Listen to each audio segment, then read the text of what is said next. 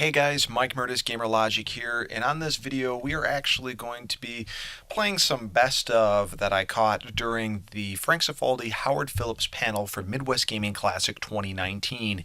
Now this was extremely exciting to capture, and I'm sure the full version of it is probably going to be available on the Midwest Gaming Classics YouTube website, Facebook page, which I highly recommend you check out because it was a fantastic panel.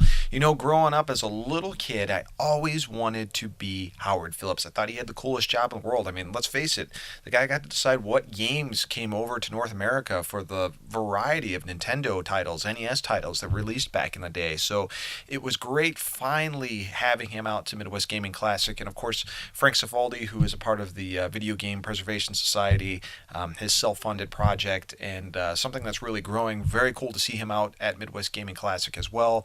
If you're not familiar with the name, well, you're probably familiar with his work because he's worked on the recent Street Fighter collection as well as the SNK Anniversary collection, which was very well done. He and the rest of his team always do a fantastic job trying to preserve video game history. And as this article, or I should say this video, will show you, there were some really cool moments here of Nintendo history, and very exciting the fact that Howard Phillips is going to be giving Frank some of the stuff in his archives because, as Howard says, well, he's a pack rat. So check out this footage, and I hope you guys enjoy. And again, look for the full video of this somewhere, probably on the Midwest Gaming Classic website or Facebook page. Thanks for watching. So we're going to do kind of two things here, I think. I'd like to sort of run Howard through his career, particularly his early career at Nintendo, because I think there's a lot of really fascinating insight that we talked about privately, you know, that I think a lot of people just don't know about. If it gets boring, just start rolling your eyes. You'll take that as the cue to kind of go faster. And then we also want to talk to you a little bit more about the work that we're doing together to preserve video game history, which, I don't know, you guys into that? Any questions that you have, I want to make sure that we leave a lot of time for just open-ended questions, because I was in a really unique position being a game player and being on like the front line of 500 plus games to come through Nintendo. And after all the arcade games, of course, came through Nintendo. And I want to be able to share what that was like with all of you because it was really fun. Just a quick show of hands, how many people think you might be asking a question, just so I can find it?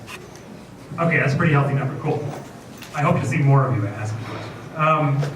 Cool, so Howard, you started your video game career in 1981 at Nintendo, is that right? Yep, October 81. October 81, and this is Nintendo in 1981, right? That's the Christmas party?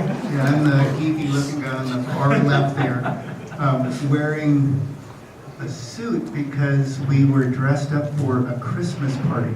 And that's all of Nintendo in 1981. This was like 2 months after I started Containers. So you were the warehouse manager, essentially, when you started, right? Shipping warehouse manager. Yeah. So this is the warehouse, right? That's the warehouse in Redmond, which we started in, I think, 83 or 84. Got it. Okay. So the Tukwila one was actually a little bit bigger than that because we started out with 60,000 square feet.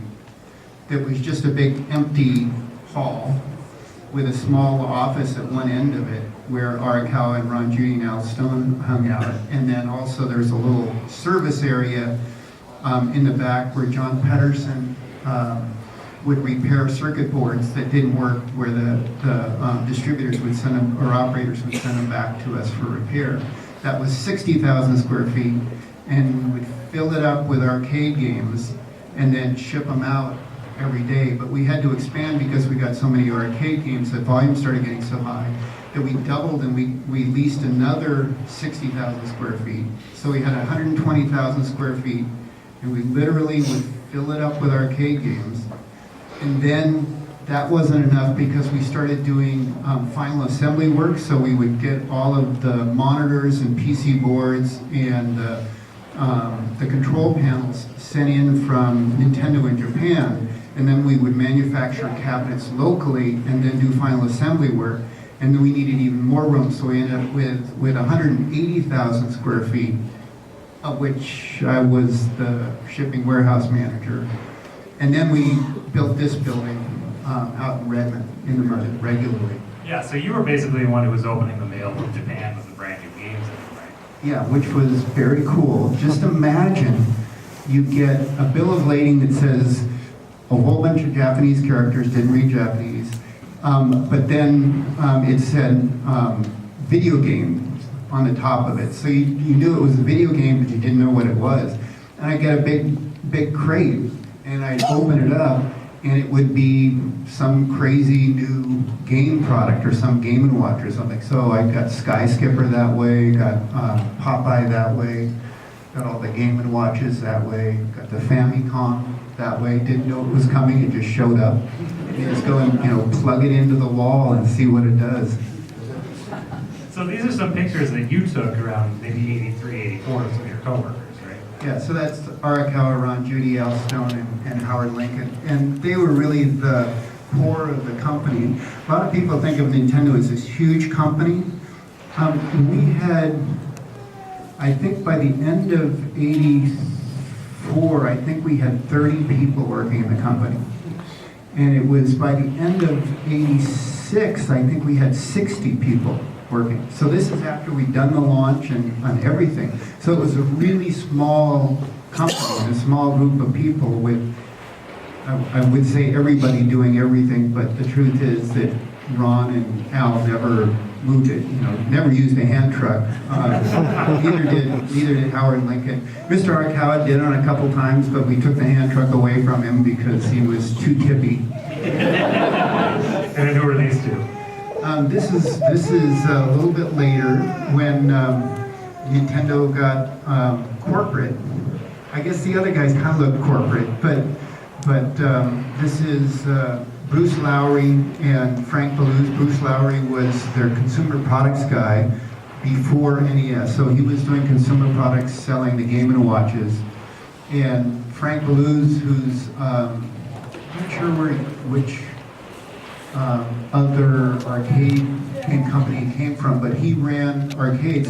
Ron and Al were not really arcade sales. I mean, they were arcade salespeople for Donkey Kong, but they weren't really in the business. They were just two partners who had a trucking company, and a small trucking company locally, and didn't know what they were doing. They just kind of fell into it.